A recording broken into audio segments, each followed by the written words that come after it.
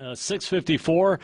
Michael Cohen on 1320 WILS. So now we're getting more information from these hackers, the ones that some experts say were really behind the Sony hack. The FBI says they're now threatening news organizations. What is next? To find out, we're joined by Brian Krallis. He's a cybersecurity expert at SurMD.com. SurMD.com. Hey, Brian, great to have you here. Hey, thank you so much. Happy New Year. Happy New Year. I mean, the news organizations, I'm guessing most people aren't too concerned about, but when you're talking about other sensitive things like what you're involved in, right? You do medical records? That's where we concentrate, yeah, definitely. Medical records, protecting those, making sure those don't get out the global environment. So, I mean, when you see a company like Sony getting hacked this way, I mean, how vulnerable are things like medical records out there? Well, unfortunately, I think we're going to see more and more of this. And a lot of it is, if you look at the U.S. government, they've really been preparing for this type of cyber assault for a long period of time. Mm-hmm. They've known they've been vulnerable, and they've prepared for it. Unfortunately, as far as private sector, they really weren't thinking about enemy states. It really was about just protecting maybe your data from competition. And because there are some cyber laws, really how hard was your competition going to push? Nobody wanted to be in an orange jumpsuit, right? Mm-hmm. So how hard were they really going to push? And all of a sudden, the rules of the game have changed dramatically, because now you have groups that maybe they just don't like you. They just want to see your business just crash. Or now you have enemy states that actually want to censor or dictate what the American public sees or hears. And now the private sector is just not equipped to deal with that type of cyber assault. Okay, so when we talk about, I mean, things like our bank account, that information, medical records, these very personal things that are so pivotal to us, so how vulnerable would you really say they are right now? Well, there's twofold. The first is there's a lot of, I guess you could say, lack of compliance, and the government is actually pushing this. And this is where we're going to see a lot more fines. I'll give you two examples. We had a physician actually out in Idaho. He put a bunch of patient information on a thumb drive and said, you take it home. I'll work on the information at home. Mm-hmm. He had it in his car. He went into a store on his way home.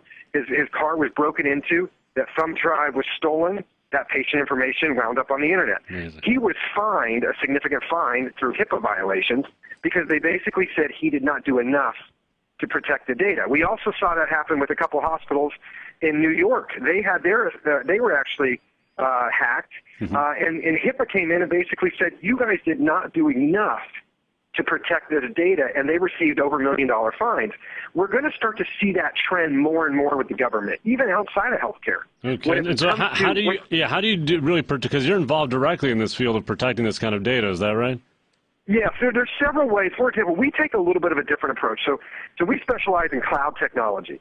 And the concept with cloud is almost like belonging to a gym, right? The reason you belong to a gym is because they can afford equipment that you can't afford for your own house. And so that's kind of the concept with cloud, is we can have a very sophisticated protection process that the normal individual couldn't afford. But they rent basically space from us. Well, we do two things. You put the space on the cloud, but we also take the philosophy that nothing is unhackable, that if you give a hacker a long enough time, mm-hmm. they'll figure out a way to get in. So what we do is we call it a double encryption system. So even if they could get into our system, basically they'd be left with alphabet soup. They wouldn't know what to make of the data. So why don't we see this type of thing across the board? I mean, why didn't Sony have these kinds of things in place too? Well, Sony actually had, I think, a pretty sophisticated system. Sony's problem is that they were attacked from the inside, and I think that's what we're seeing here, is that mm-hmm. this was a whole nother level of assault. This was an enemy state coming in and paying somebody inside to give them valuable information on exactly how it was processed. And that's going to be something that's going to be incredibly difficult to prevent. Mm-hmm. Well, it sounds impossible, right? I mean, unless you can do after the fact, I guess you can go after the individual, right? But well, you can go after the individual. There are some things you can do, having different layers of protection, different firewalls, that once one is penetrated, one kind of comes up. Mm-hmm. But there are some things that there's just no way to potentially stop. If a cyber assault really wants to shut down a business, they are going to have some success. You give them a long enough time. Right. I think the key is partnering with institutions that know what they're doing, that are ahead of the curve. For example, the other thing our company will do is we'll assume all the liability. when we hold your data or when we're transferring data. So even though maybe there's some risk there, at least you're not at risk for the heavy fines or lawsuits that may be associated with what may come. Right. Well, yeah, it sounds like there's going to be a big learning curve on this one for all of us. It's Brian Krallis, a cybersecurity expert at SurMD.com. That's SurMD, I should say, MD, SurMD.com. Brian, thank you very much. Hey, thanks so much for your time. Take care. And, well, that is it. Michael Cohen, producer Solomon Martin on this Friday. It sure doesn't feel like a Friday. We just had a day off yesterday, but here we go into the weekend. Great Cotton Bowl. I don't know if you caught that on TV. That's quite a game. Some fantastic playoff games. And then this Sunday, the Lions play in the playoffs. Believe it or not, let's see if they make it to the second game. Have a good weekend. Bye-bye.